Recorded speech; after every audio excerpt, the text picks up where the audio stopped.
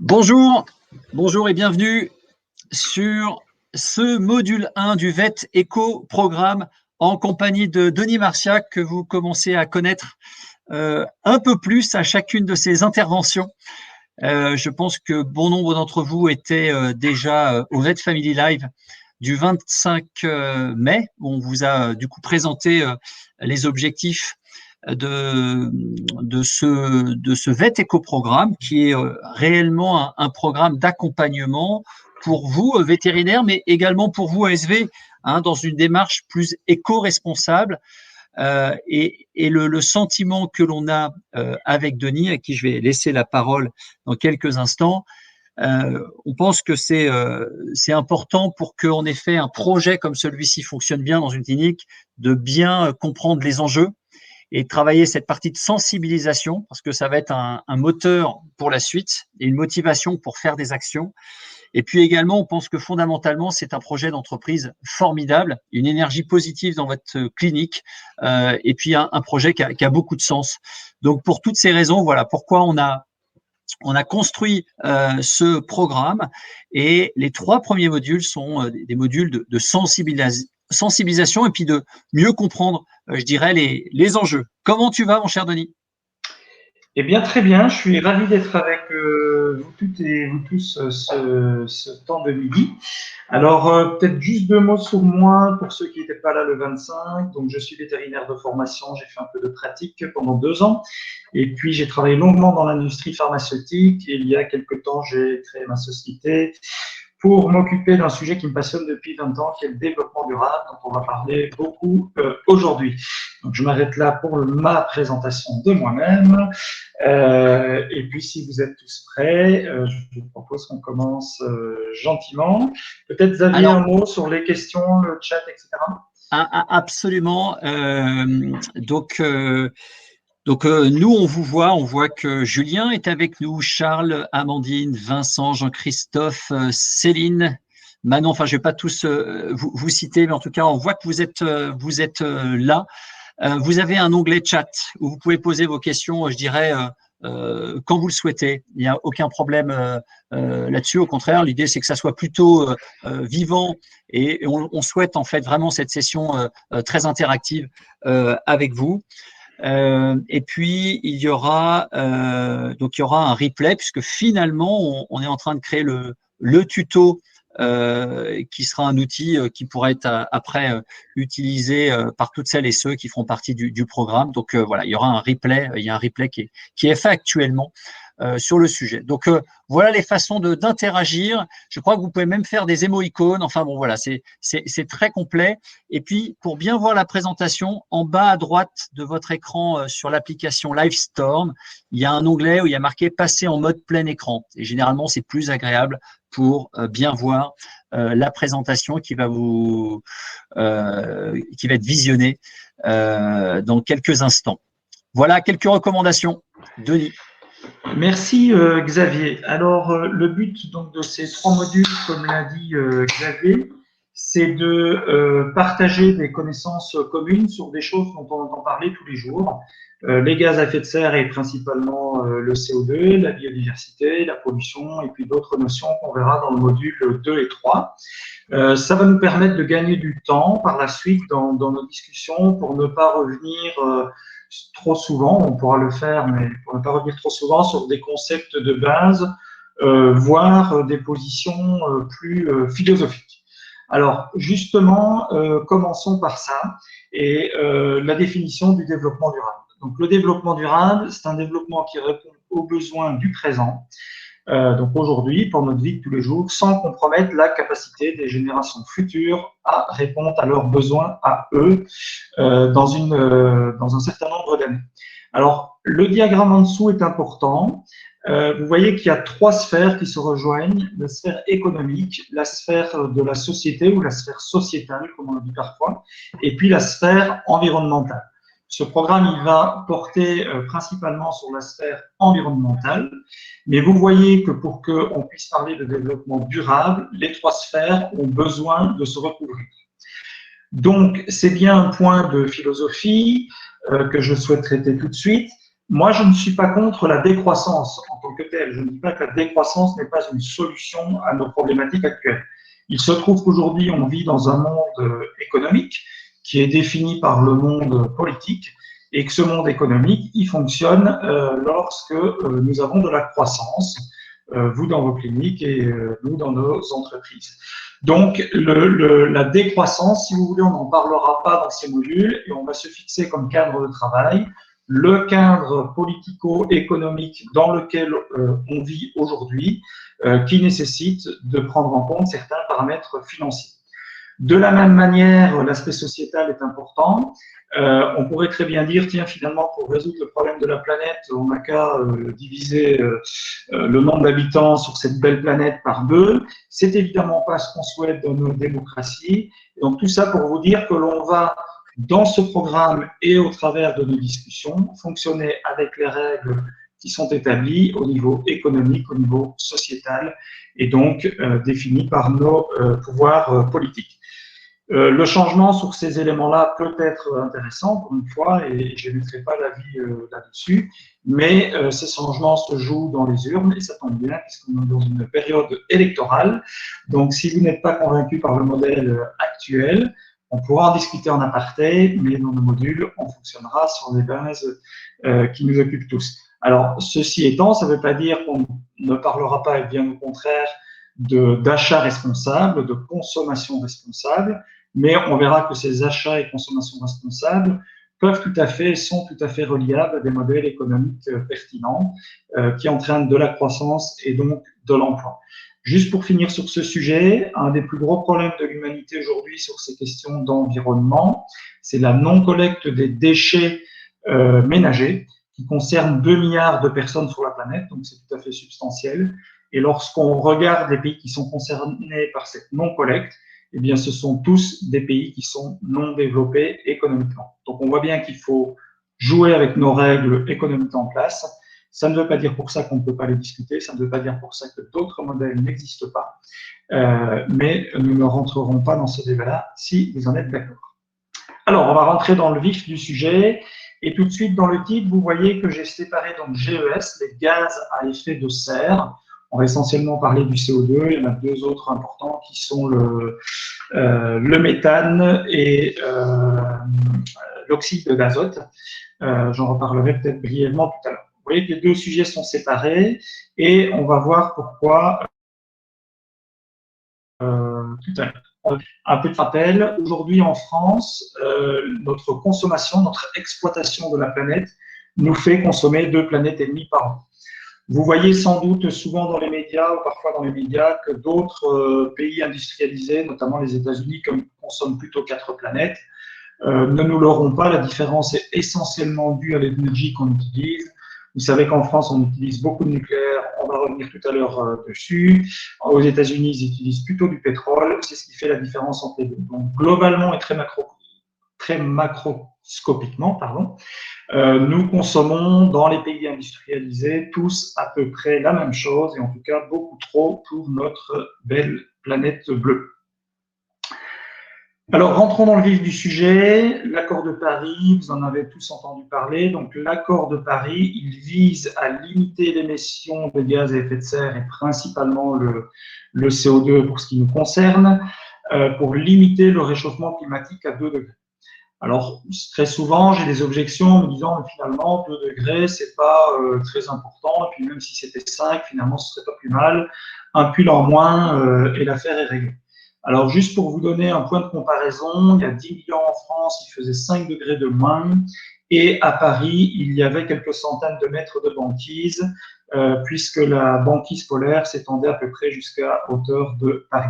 Donc, vous voyez qu'en termes de climat, lorsqu'on parle de degrés, c'est pas la même chose qu'en termes de météorologie. Donc, 5 degrés en plus sur la météo, 25 au lieu de 20, c'est agréable. Au niveau global, au niveau climatique global, quelques degrés de différence font des différences énormes. On parle également beaucoup de réchauffement climatique dans les médias, avec des conséquences à 2100, etc. Je voudrais ici préciser qu'il est très important de comprendre que ce réchauffement, c'est une augmentation graduelle qui va surtout se traduire au départ par de l'instabilité climatique Et donc, on l'a encore vécu cette année. Moi, je vis en région bordelaise. On a eu 28 degrés fin février et puis on a eu du gel au mois de mars quand les vignes étaient en feuilles. Et donc, on a eu 50 à 100% de destruction du vignoble bordelais cette année. Et ça fait 3-4 fois que ça arrive sur les 6-7 dernières années, alors que précédemment, ça arrivait une fois tous les 20 ans, tous les 30 ans. Donc l'instabilité climatique pour notre génération, et je m'excuse s'il y a des très jeunes parmi nous, moi j'ai 47 ans, donc quand je dis notre génération, vous voyez à quoi ça se réfère, nous allons être impactés, et nous sommes déjà impactés, plus par l'instabilité climatique créée par ce réchauffement progressif que par les conséquences terribles à long terme, 2050-2100, du réchauffement climatique en lui. Alors que dit ce diagramme? Sur l'extrême gauche, vous avez une colonne, 10,8, ça c'est la quantité de CO2 émise par habitant et par an en France. Alors, on tient bien compte du méthane et de l'oxyde d'azote dont j'ai parlé tout à l'heure, mais tout simplement, tout est reconverti en équivalent CO2. Pour maintenir le climat stable, les accords de Paris, il faut qu'on émette 2 tonnes au maximum en 2050. Donc, vous voyez que la réduction est importante, hein, c'est un facteur 5 à 6. Plus on attend, plus le CO2 s'accumule dans l'atmosphère. Donc, si on ne fait rien, qu'on reprend la même gaz positive dans 5 ans, on n'aura plus de 2 tonnes à l'extrême droite, mais quelque chose sans doute comme 1,5 et 1,4. Et donc, vous voyez bien qu'à un moment donné, l'équation ne va plus pouvoir se faire puisqu'il va falloir qu'on retire du CO2 de l'atmosphère pour que ça reste stable. Là-dedans, donc dans cet effort à faire, il y a, vous voyez, un 2,2. Alors ça, c'est ce que vous pouvez faire à titre individuel, à titre privé. Répartir mieux votre consommation, rouler plus à vélo, chauffer moins ou avec des énergies renouvelables, réfléchir à consommer localement. Tout ça mis ensemble, toutes ces actions que vous pouvez faire et qui sont sous votre responsabilité et sur votre pouvoir surtout, ça va représenter à peu près 2,2 tonnes d'économie. Alors là aussi, souvent on objecte, oui, mais bon, moi je veux bien faire des efforts, mais mon voisin, lui, n'en fait pas. Eh bien, rassurez-vous, parce que c'est 2 tonnes 2, c'est une moyenne, donc les calculs ont tenu compte du fait qu'une partie de la population française ne ferait rien. Elle a tenu compte aussi, ils ont tenu compte, ces études, qu'une partie de la population française allait agir très intensément, des gens qui sont extrêmement convaincus, extrêmement bien informés sur ces sujets, et puis la moyenne qui va faire un certain nombre d'efforts avec ses connaissances. Donc tout ça mis ensemble, les gens qui ne font rien, les gens qui font tout et les gens qui font pas mal entre un peu et pas mal de choses, c'est bien une moyenne de 2 tonnes 2 par habitant et par an. Ensuite, l'effort restant, il doit être fait par les entreprises et les collectivités. Et donc, quand on parle des entreprises, c'est évidemment aussi les cabinets et les cliniques vétérinaires. En effet, à titre individuel, je peux faire des efforts, mais quand je veux faire soigner mon chien, ma vache, mon chat, je n'ai pas de levier d'action ou très peu de levier d'action sur le médicament que le vétérinaire va me prescrire. Et donc, si ce vétérinaire achète des médicaments qui proviennent d'Asie, eh bien, quelque part, je suis bien obligé de les consommer si je veux traiter mon animal. C'est pour ça que l'on a une partie qui dépend des collectivités et des entreprises. Même parallèle pour les collectivités, si j'habite à la campagne et qu'il n'y a pas de service de bus, je suis bien obligé de prendre ma voiture si la collectivité ne met pas en place des services de transport en commun, etc., etc. Donc, il y a une partie qui est individuelle, une partie qui est liée à la collectivité, mais aussi aux entreprises. Donc, cet effort est relativement important en termes d'échelle. Alors, on pourrait se dire, bon, finalement, on vit très bien dans nos régions. On sait que les arbres absorbent du CO2. Finalement, on n'a qu'à planter des arbres et puis le problème sera résolu. Eh bien, pour résoudre les émissions le taux d'émissions que l'on a aujourd'hui sans changer nos modes de consommation et en particulier de consommation d'énergie, il faudrait planter un arbre par Français et par jour, tous les jours jusqu'en 2050. Alors, la première année, c'est relativement faisable. En enlevant les routes, les surfaces agricoles, etc., ça nous emmènerait à planter à peu près un tiers de la France, ce qui serait assez symbolique. Alors, je n'ai pas de préférence entre le tiers est, le tiers centre ou le tiers ouest. Là, en l'occurrence, je l'ai mis à l'ouest. Bon, ça, c'est la première année. Donc, deuxième année, deuxième tiers, troisième année, troisième tiers, et on doit tenir comme ça jusqu'en 2050. Donc, il faudrait évidemment convaincre nos voisins que pour réduire nos consommations françaises, on va les envahir d'Inde. Donc, vous voyez bien tout de suite que quand on met ceci en perspective, c'est évidemment irréalisable. On me parle également souvent des nouvelles technologies qui vont permettre d'absorber du carbone. Alors, il y en a, c'est intéressant, ou plutôt il y en aura. Il n'y a pas encore de technologie industrialisée. Il y a des technologies qui marchent, mais qui ne sont pas à l'échelle industrielle pour l'instant. Ce sera intéressant pour récupérer du CO2 à la sortie des cheminées. Si on peut améliorer l'émission de certaines combustions, ce sera intéressant. Néanmoins, pour vous donner un ordre de grandeur, les océans, ça représente 70% de la planète. Donc 70% de la planète, les océans. Si vous ajoutez les forêts, c'est encore 10% des surfaces émergées. Donc océan plus forêt, c'est 80% de la surface de la planète. Et ce système qui absorbe, parce que les océans absorbent énormément de CO2, ce système qui fonctionne 24 heures sur 24, puisque même si quand les arbres sont à l'ombre, dans la nuit, ils ne consomment pas de CO2, sur l'autre moitié de la planète, ils sont au soleil, ils en consomment. Tout ce système, 80% de la surface de la planète, ça arrive à absorber 50% de nos émissions actuelles. Donc c'est un système qui travaille 24 heures sur 24 gratuitement sur 80% de la surface de la planète, on arrive à absorber que 50%. Donc, quand on me dit qu'il y aura des solutions technologiques, oui, ça nous aidera, mais on n'aura pas de solution technologique à l'échelle de la planète qui soit suffisamment abordable d'un point de vue financier pour compenser les émissions telles qu'elles sont aujourd'hui. Donc, l'unique et seule solution que l'on a aujourd'hui, c'est de réduire ces émissions de gaz à effet de serre. Alors, on avait invité le président Macron à vous faire un petit discours, mais il a eu quelques problèmes de technologie. Donc, c'était juste, j'essaierai de vous envoyer le lien par email. C'était juste un discours dans lequel il dit que parmi toutes les urgences, l'urgence climatique fait partie du top 3 parce que les systèmes sociaux et économiques n'en resteront pas stables si le climat se dérègle. Ça, vous l'entendez tous les jours, quasiment à la radio. Donc, je l'ai déjà dit, la réduction des émissions est incontournable pour atteindre la neutralité carbone. On a beaucoup de communication pour l'instant, de sociétés, de pays, etc., avec des objectifs de neutralité carbone dans les 10 ans, dans les 20 ans, à 2050, etc. C'est bien parce que c'est une prise de conscience. Maintenant, je ne suis pas certain que l'effort à faire est toujours bien compris, que ce soit par les politiques ou par les entreprises. Et puis, comme d'habitude, on a parfois ce qu'on appelle du greenwashing, c'est-à-dire de belles déclarations. Je ne rentrerai pas dans la technicité du bilan carbone et du calcul des émissions carbone, mais on peut aussi faire dire tout et n'importe quoi à la neutralité carbone. La seule qui nous intéressera, c'est la réelle neutralité carbone, parce que la nature, elle, ne s'occupe pas de nos problèmes de communication d'humains. Soit on réduit réellement ces émissions de gaz à effet de serre, en particulier du carbone, soit la nature décidera d'en faire autrement. Donc, le programme éco-responsable de VET Family va vous aider concrètement là-dessus. Ça, c'est important dans ce programme, donc, qui commencera à l'issue de ces 3 modules et plus précisément à la rentrée 2021. Le but, c'est d'être concret. J'étais en pratique comme vous, donc les grandes théories, les choses qui prennent énormément de temps ou qui sont alambiquées, on sait qu'on n'a pas le temps de s'en occuper. Donc, nous, ce qu'on cherche à travers de ce programme, c'est de vous fournir des solutions concrètes, clés en main, rapides, faciles à mettre en place. On a développé ce programme avec 4 cliniques pilotes que je remercie. Donc, il y a eu des tests, il y a eu des erreurs. On en fera encore. Le développement durable, c'est quelque chose qui évolue tous les jours. Les solutions d'aujourd'hui seront parfois différentes demain, pas toujours. Il y a beaucoup de solutions qui seront pérennes. Donc, ce sera aussi une amélioration continue de ce programme.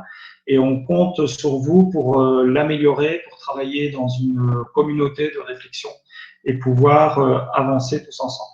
Alors, concrètement, justement, qu'est-ce qui va être mis en place ?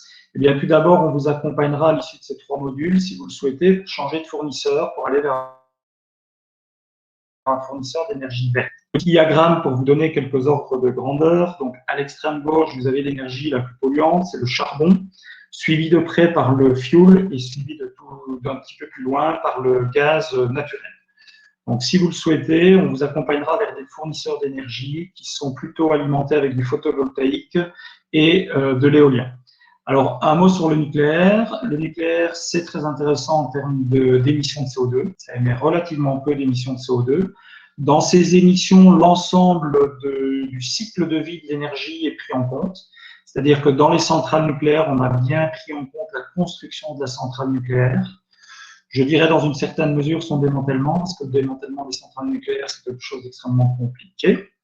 Mais globalement, aujourd'hui, tout le monde s'accorde pour dire que l'énergie nucléaire est une énergie à bas carbone.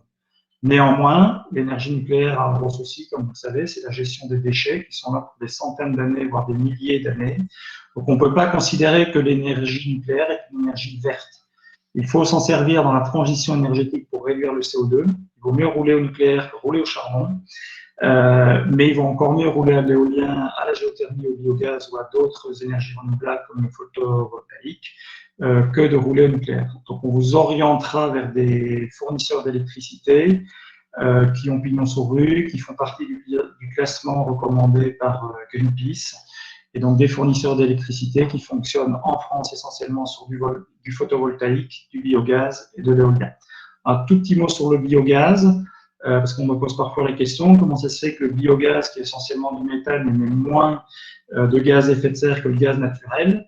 Bien, tout simplement, le gaz naturel, il a été produit il y a quelques millions d'années par la condensation des sédiments. Donc, quelque part, tout ce que le CO2, tout ce que les organismes ont absorbé à l'époque en termes de CO2, je dirais qu'il n'est plus dans l'équation puisque ça fait plusieurs millions d'années. Et en utilisant le gaz naturel, on va juste brûler les énergies stockées, fossilisées. Donc, on va juste émettre du carbone sans compensation d'absorption. Alors que dans le biogaz, qui provient principalement des déchets de l'industrie agroalimentaire, eh bien, on va faire pousser une plante qui va absorber au temps T-1, là, cette année, du carbone. Derrière, il va y avoir une fermentation, une production de méthane, mais on va brûler ce méthane. Donc, on va émettre du CO2. Et donc, comme d'un côté, on a absorbé, de l'autre côté, on émet, on a une équation qui est presque nulle. Alors, vous voyez qu'il y a une toute petite barre, elle est quand même légèrement positive, puisqu'évidemment, il y a des tracteurs, des camions, etc. Il faut construire la centrale à biogaz. Donc, le biogaz émet un petit peu de CO2, mais sur l'ensemble de son cycle de vie, beaucoup moins que l'énergie fossile qui est le gaz naturel, qui date d'il y a quelques millions d'années, parce que le biogaz, d'un côté, absorbe du CO2 pour la production des plantes et de l'autre côté, émet du CO2 pour la combustion. J'espère que c'est suffisamment clair pour vous. Alors, j'avance. Donc, très concrètement, par exemple, on a fait le test avec Jean-Michel Lavergne, docteur Lavergne à Obja. On a économisé environ une tonne de CO2, une demi-tonne, pardon, de CO2 sur l'électricité et 8 tonnes sur le gaz sur une année complète par rapport à sa consommation antérieure. De mémoire, donc il était chez EDF et GDF, en le passant sur un fournisseur d'électricité et de gaz vert, ça vous donne une idée de ce qu'on peut économiser. Donc je reviens juste un instant en arrière, vous voyez qu'on économise qu'une demi-tonne sur l'électricité et 8 tonnes sur le gaz. Je reviens en arrière sur le diagramme. C'est assez logique, hein, puisque le nucléaire émet déjà relativement peu. 80% de l'électricité en France vient du nucléaire. Donc, il reste quand même 20% qui vient essentiellement du fioul et du gaz naturel. Donc, on économise un peu sur l'électricité en passant à un fournisseur d'énergie verte. On économise beaucoup plus quand on passe à du biogaz, puisque vous voyez le delta entre les deux, entre du gaz naturel classique et du biogaz. Donc, ça, c'était une première clinique pour vous donner du concret. Alors, le temps consacré pour passer chez un fournisseur d'électricité verte, c'est à peu près 20 minutes s'il n'y a pas de cas particulier. Donc, il vous faudra votre contrat, votre facture d'électricité, 20 minutes au téléphone avec le prestataire que l'on a missionné pour faire ça. Et ensuite, ça se fait automatiquement, sauf cas particulier de compteurs extrêmement puissants, etc. Un autre exemple, c'est le compteur Sidi-Barré à Trouville. Donc, on a économisé 150 kg de CO2 parce qu'elle consommait un peu moins d'électricité et 2 tonnes d'œufs sur le gaz. Cerise sur le gâteau, on a économisé presque 300 € sur sa facture d'électricité. Alors, c'est pas le but quand on passe chez un fournisseur d'électricité verte. Le but, c'est d'être à minima à coût constant.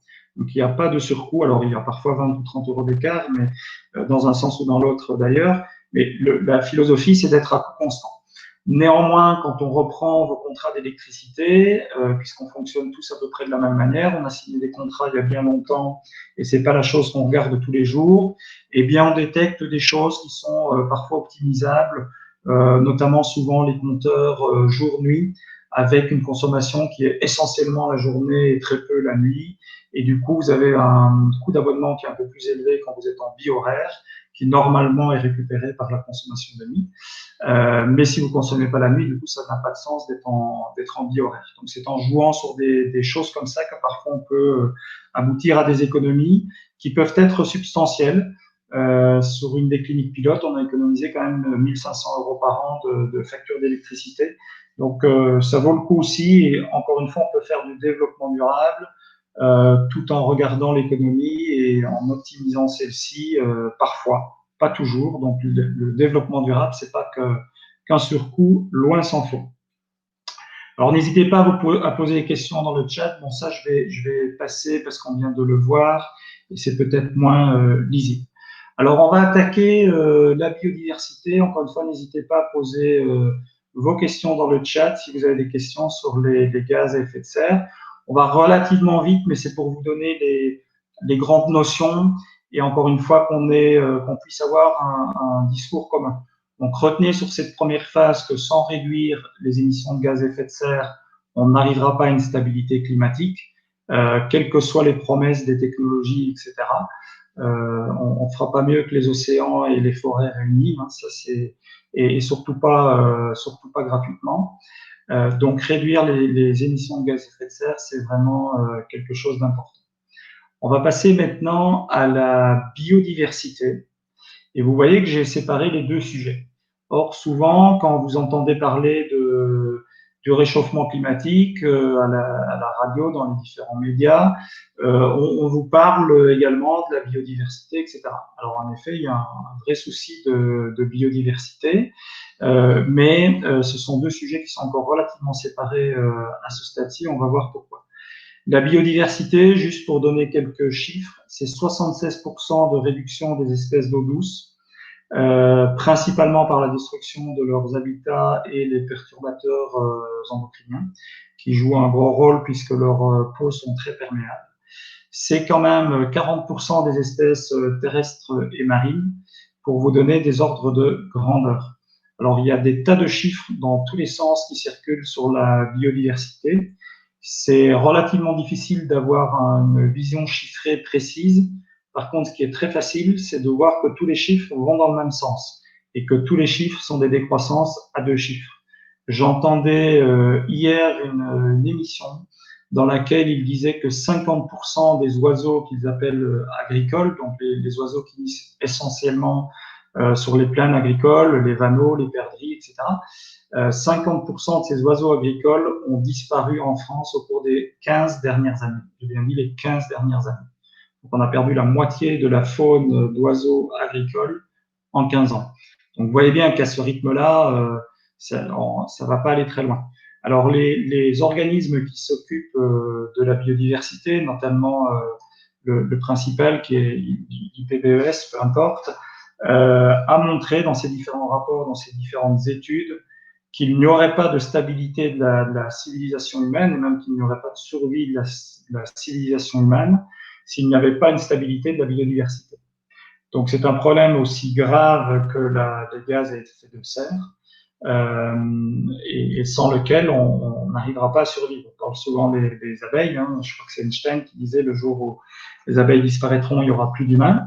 C'est sans doute vrai. J'ai pas creusé le sujet. En tout cas, ce qui est sûr, c'est que si la biodiversité s'effondre, on n'est jamais qu'une espèce dans la pyramide des espèces, et on s'effondrera avec le reste de la pyramide. Alors, là, c'est quelque chose d'important. Donc, la biodiversité, la première cause de chute de la biodiversité, c'est l'agriculture intensive et l'élevage industriel. Ça joue un rôle absolument majeur, principalement par destruction des surfaces d'habitat. Quand on détruit la forêt amazonienne pour faire du soja, pour nourrir des porcs essentiellement en Chine, forcément une culture de soja aspergée de pesticides, c'est un peu moins biodiversifié qu'une forêt équatoriale. Mais attention de ne pas croire que le problème se situe uniquement de l'autre côté de la planète. Le problème est le même chez nous. Il a été très intense dans les années 70 avec le remembrement des parcelles agricoles, l'arrachage des haies, etc. Donc tout ça a fait beaucoup de dégâts.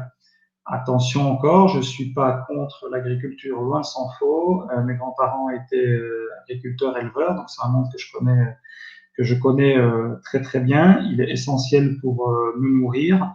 Maintenant, il faut qu'on fasse évoluer ces pratiques agricoles pour remettre un petit peu le curseur plus en balance et de manière plus équilibrée.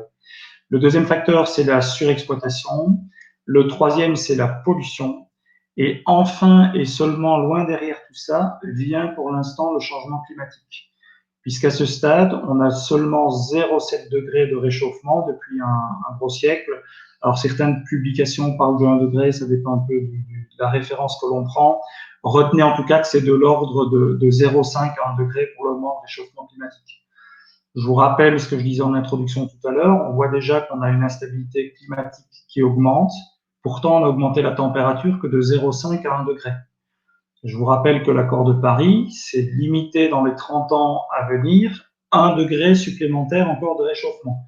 Donc, vous ajoutez à l'instabilité climatique qu'on a aujourd'hui encore 1 degré, et vous voyez déjà à quel niveau on se situe à la moitié du siècle.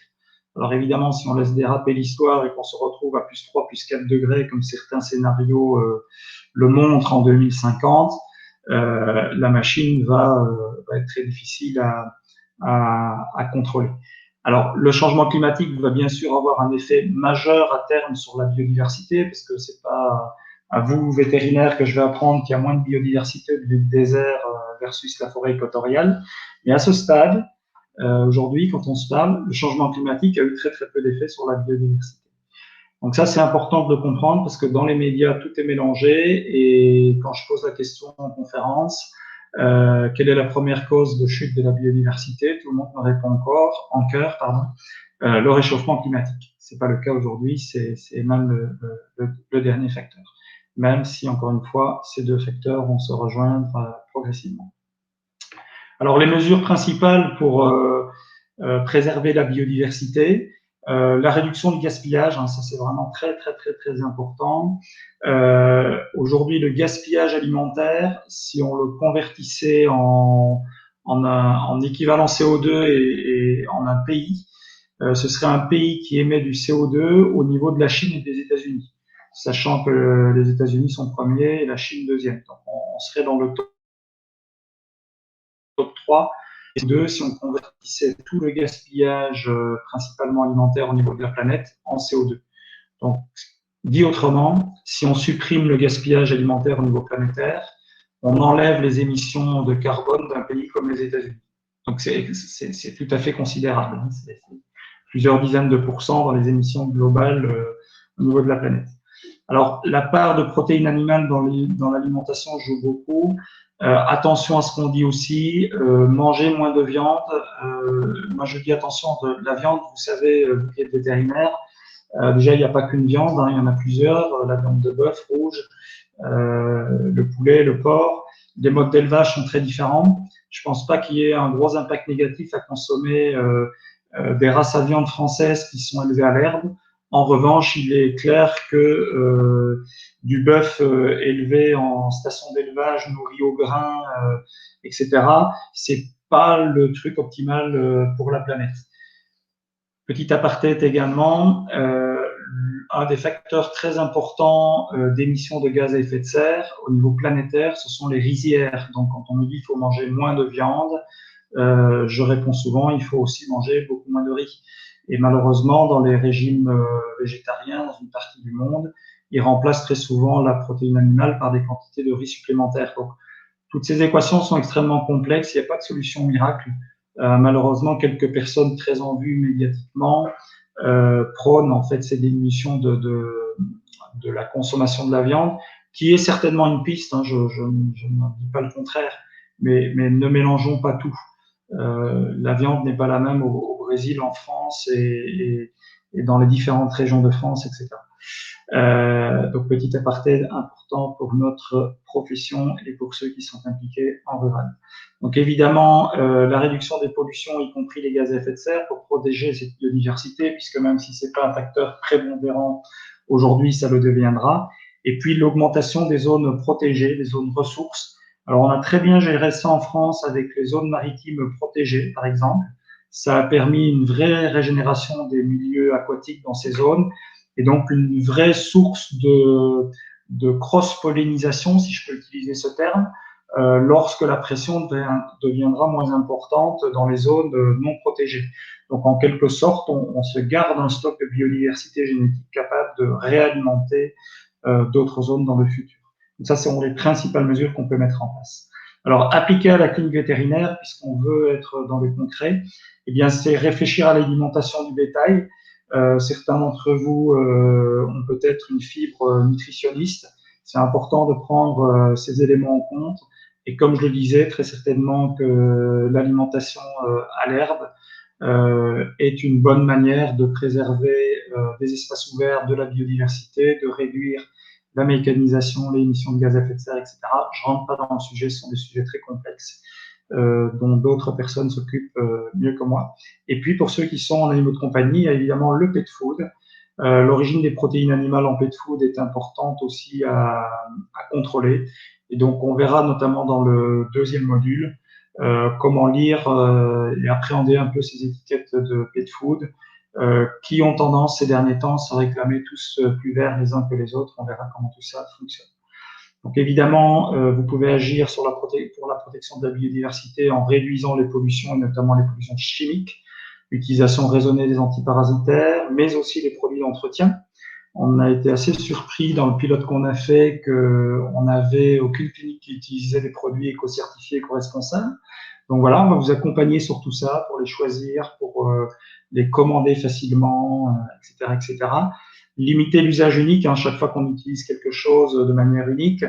Ça a pris un certain temps pour le produire, ça a consommé des ressources, parfois pour quelques secondes d'utilisation, je pense notamment aux seringues. Donc, on n'a pas de piste aujourd'hui alternative ou peu de pistes alternatives crédibles pour les seringues en plastique, mais on va travailler dessus. Et puis, il y a des plastiques qui sont déjà plus éco-responsables, etc. Donc, ça fait partie des pistes d'amélioration. Et puis, à titre personnel, eh bien, réduisez vos gaspillages. Le développement durable, c'est aussi commencer par soi plutôt que de dire on va attendre que les autres commencent. Voilà, donc les éléments principaux que je voulais partager avec vous. Encore une fois, on va vous aider concrètement sur toutes ces pistes d'amélioration. Il y a beaucoup de choses à faire. Hein. Par exemple, utiliser du papier éco-sourcé, c'est pas plus cher aujourd'hui qu'un papier normal ou pas substantiellement plus cher qu'un papier normal. On vous pilotera dans tout ça, comment utiliser les bons labels, faire les bons choix. Ce sera disponible à terme dans la conciergerie VetFamily, donc vous pourrez les commander facilement. Encore une fois, pour pouvoir progresser sans passer un temps infini sur tout ça. Donc, il me reste quelques minutes pour terminer sur cette dernière ou avant-dernière slide. Aujourd'hui, on a vu deux choses importantes, les gaz à effet de serre d'un côté et la réduction des impacts sur la biodiversité de l'autre. Alors évidemment, ce sont des sujets qui sont quand même un petit peu liés. Si vous réduisez la consommation de produits extrêmement impactants sur la biodiversité, si vous avez une consommation raisonnée, etc., il va y avoir moins de production de gaz à effet de serre d'un côté. Si vous émettez moins de gaz à effet de serre, il y aura à terme, et déjà un petit peu aujourd'hui, mais on a vu c'est relativement mineur, moins d'impact sur la biodiversité. Néanmoins, à ce stade, et c'est le message à conserver en tête aujourd'hui, ces deux éléments, gaz à effet de serre d'un côté, biodiversité de l'autre, sont encore relativement séparés. Ils sont tellement séparés que pour certains cas de figure, ils s'opposent même. Je donne souvent l'exemple de l'agriculture biologique. L'agriculture biologique est très bénéfique en termes de biodiversité, beaucoup moins de pesticides, pratiques culturales différentes. En revanche, en termes d'émissions de gaz à effet de serre, elle émet plus de gaz à effet de serre parce qu'il y a plus de mécanisation. On met moins de pesticides, donc il y a plus de mauvaises herbes, donc on passe plus souvent le tracteur pour enlever ces mauvaises herbes. Alors, comment du coup maintenir l'équation équilibrée? Et c'est en compensant. il y aura toujours une partie de CO2 qui sera émise, ou de gaz à effet de serre, pour parler plus largement, par les activités humaines. L'important, c'est que la balance naturelle soit respectée et qu'on arrive à recapter ou à faire capter par la nature le résidu de gaz à effet de serre que l'on va émettre, de manière à ce qu'au final, l'équation soit nulle et qu'on puisse parler réellement de neutralité carbone. Et donc, c'est ce qu'on va avoir sur cette dernière diapositive. Le développement durable et la partie environnementale du développement durable, c'est une question d'équilibre entre la biodiversité, les gaz à effet de serre, les conditions économiques et sociétales dans lesquelles on doit le faire. Il restera toujours des pollutions. Toute activité humaine entraîne des pollutions. Toute activité humaine entraîne des impacts sur la biodiversité. Toute activité humaine entraîne des impacts sur les émissions de gaz à effet de serre. Si on peut les compenser, si on peut mettre en place des mesures compensatoires, alors l'équilibre est maintenu et dans notre cas rétabli, puisque pour le moment, il y a des équilibres. C'est cet équilibre-là qu'il faut viser. Donc, on doit continuer à pratiquer. La médecine et le choix thérapeutique doivent rester nos premiers choix, avec en filigrane cette notion d'équilibre, pour se dire que si l'on veut des cliniques durables dans le temps, et certains d'entre vous ont certainement des enfants dans le cursus véto, si on veut pouvoir qu'ils fassent le beau métier que vous faites, alors il faut qu'on commence à intégrer dans nos pratiques ces différents éléments. C'est tout à fait possible. Aujourd'hui, on a surtout vu la partie un peu noire de l'histoire. Quand on voit tout ça, on peut se dire on n'y arrivera jamais. Faut surtout pas rester là-dessus. On va voir dans les modules suivants qu'il y a des solutions, il y a plein de choses à mettre en place. Vous avez peut-être vu dans la semaine vétérinaire il y a une semaine ou 15 jours qu'il y avait une étude à nouveau qui était sortie sur les émissions de méthane des bovins. En fait, en rajoutant un petit peu d'algues dans la ration, on arrive à supprimer, je crois que c'était 95 ou 98% des émissions de méthane des bovins. Donc, comme je dis souvent, depuis un siècle, finalement, ou même 2 siècles, depuis le début de la révolution industrielle, on s'est assez peu préoccupé de l'état de la planète. Donc, forcément, comme on n'a jamais réfléchi à ces éléments-là, dès qu'on commence à y réfléchir un petit peu, on trouve plein de solutions. Et les gisements d'économie et de marge de manœuvre sont absolument gigantesques. Je serais très embêté si je suis toujours conférencier dans 70 ans et qu'après beaucoup d'efforts, on a toujours un problème. Parce que là, du coup, la marge de manœuvre va devenir très, très étroite. Aujourd'hui, très honnêtement, on a une marge de manœuvre importante qui va nous permettre, si on s'en occupe, d'aller vers le beaucoup mieux et de résoudre l'équation. Je vous remercie pour votre attention. Je suis pile dans le timing pour ne pas vous prendre trop de temps. Je vais peut-être passer la parole dans une seconde à Xavier, juste pour vous dire, dernier message de ma part, c'est très important que nous soyons nombreux dans ce programme et le plus nombreux possible. On va discuter avec vos fournisseurs pour les aider aussi à évoluer dans les éléments qu'ils vous fournissent, du pet food, du consommable, du médicament, etc. Plus on sera nombreux à pouvoir représenter dans le groupe Pet Family la profession vétérinaire, plus les industriels bougeront vite. Si je vais les trouver en disant voilà, on a un super programme et on a 5 participants, c'est pas la même chose que si je vais les trouver en leur disant voilà, dans le groupe Pet Family, on a 300 cliniques qui sont impliquées dans le programme éco-responsable et qui voudraient acheter des produits qui considèrent un peu plus l'avenir de la planète. Donc parlez-en autour de vous, ramenez vos amis, vos copains, et puis surtout poursuivez ces modules et après le développement par la suite. Alors, c'est une très bonne transition, Denis. Merci déjà pour la qualité de la présentation. Alors, Céline nous pose la question, où est-ce qu'on signe pour être accompagné dans le changement de fournisseur énergétique? Alors, Céline, vous êtes au bon endroit puisque il n'y a pas vraiment de notion de signature. Mais par contre, en faisant partie de ce programme, ça va être un cursus dans lequel est inclus le changement de fournisseur. Et ça interviendra après le troisième module. Donc, on reviendra vers vous plus concrètement pour vous dire quelle démarche on va faire avec vous. Suite à ce que vient de dire Denis, bon, vous l'avez compris, c'est sûr que le tableau peut être noir, mais nous, on n'est pas dans le catastrophisme, on est plutôt dans la volonté de dire agissons et agissons dès maintenant et de façon raisonnée et raisonnable. Et par contre, seul on va vite, ensemble on va loin. Donc, on va montrer que on peut, à notre petite échelle entre guillemets, faire bouger les choses. Peut-être que justement, c'est intéressant d'avoir votre point de vue sur ce premier module. Peut-être en une phrase, en quelques mots, est-ce que vous avez trouvé ça intéressant, pertinent? Est-ce que ça a permis d'apprendre des choses? Ça a permis d'augmenter votre prise de conscience sur la situation? Ça vous a peut-être donné de la motivation supplémentaire pour vous dire oui, il faut vraiment qu'on agisse? Voilà. Si dans le chat, vous pouvez mettre 2-3 phrases dans cet esprit-là, ce sera extra parce que ça nous permet, nous, de voir comment continuer à avancer et construire. Il y a un certain nombre d'outils qui sont pour la suite de prévus à la rentrée. Et plus on a des éléments, et mieux c'est. Donc voilà, n'hésitez pas à le faire dans le chat, notamment. Je vois que Céline est en train d'écrire, mais ça permet également de nous savoir ce qu'il en est ou d'utiliser les mots icônes.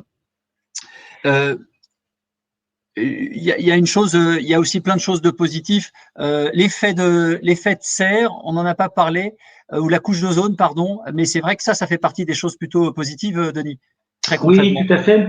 C'est un exemple que je donnerai sans doute d'ailleurs dans le module 2. Parfois, on me dit, parce que l'écologie peut stresser, peut démotiver, parce que c'est un problème planétaire. Et en fait, je dis souvent, on a déjà résolu des problèmes planétaires liés à l'environnement. C'était la couche d'ozone, 87. L'accord de Montréal, c'est le premier accord qui a été ratifié par l'ensemble des pays du monde entier. Je dis bien l'ensemble des pays du monde entier. À l'époque, ceux qui sont de ma génération, j'étais encore relativement jeune, mais je m'en souviens bien. Donc, c'était les gaz fréons, etc., dans les frigos et tous les systèmes de réfrigération. Aujourd'hui, on s'en rend plus compte, mais c'était colossal. Il n'y avait pas un frigo dans le monde qui était produit sans ces gaz. Il n'y avait pas un spray, toutes les bouteilles de spray, les lacs, les désinfectants, tout ce que vous aviez comme spray. Il n'y avait pas un spray dans le monde qui n'utilisait pas du fréon. Il n'y avait pas une climatisation dans le monde qui n'utilisait pas les gaz fréons. Et en quelques années, on a réussi à complètement changer cette industrie, à supprimer ces gaz, et ça dans le monde entier. Donc c'est possible. Les pouvoirs politiques, certes, sont parfois un peu lents à notre goût, un peu compliqués, mais quand ils s'y mettent, ils savent le faire aussi. Et là, vous voyez bien que les choses s'emballent sur la partie climatique. Donc on va y arriver. Le problème est un petit peu plus large que l'ozone, il est moins ciblé. L'ozone, c'était quelques gaz. Mais on sait faire des accords mondiaux, on sait faire des changements profonds dans les technologies. Et vous voyez bien qu'on ne vit pas moins bien aujourd'hui qu'en 1987. Donc, c'est tout à fait faisable. Merci, Tony. Donc, vous l'avez compris, on a besoin de vous. Parlez-en autour de vous. Merci. Céline a mis un message, Amandine, Julien.